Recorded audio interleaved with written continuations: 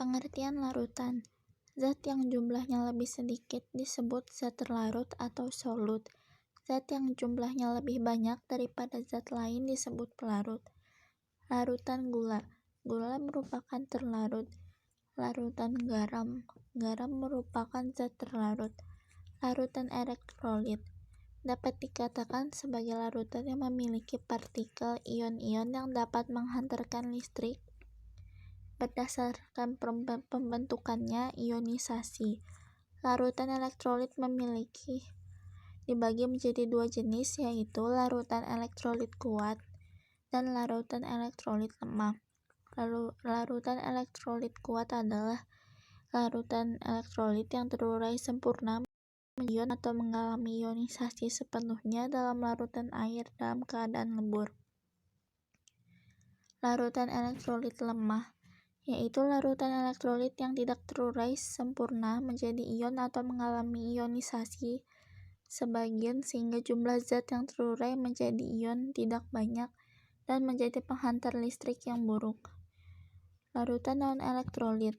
Kebalikan dari larutan elektrolit non-elektrolit merupakan larutan yang tidak dapat menghantarkan listrik karena zat-zat yang dilarutkannya tidak menghasilkan ion atau tidak mengalami ionisasi sama sekali. Elektrolit senyawa dan kovalen terbentuk dari ikatan ion dalam larutan.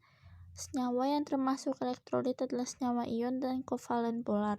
Sedangkan untuk senyawa yang termasuk non-elektrolit adalah senyawa yang ikatannya terbentuk dari senyawa kovalen non polar.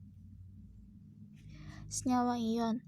Sesuai namanya, senyawa ini terdiri dari ion-ion yang bergerak bebas dalam pelarutnya. Contohnya larutan NaCl. Senyawa kovalen polar. Senyawa kovalen bersifat polar apabila dilarutkan ke dalam air. Karena air merupakan pelarut polar antara molekul air dan molekul zat terlarut, akan terjadi tarik-menarik yang cukup kuat untuk memutuskan ikatan-ikatan molekul tertentu. Derajat ionisasi. Derajat ionisasi adalah parameter larutan elektrolit yang berupa perbandingan antara jumlah zat yang mengion dan jumlah zat mula-mula. Penerapan larutan elektrolit. Dehidrasi adalah di mana tubuh kita kekurangan cairan, maka kita diperlukan untuk mengonsumsi cairan atau larutan oralit. Cairan oralit sendiri terdiri dari air, gula, dan garam, dan biasa dikonsumsi untuk mencegah dehidrasi pada orang yang sedang diare dan muntah.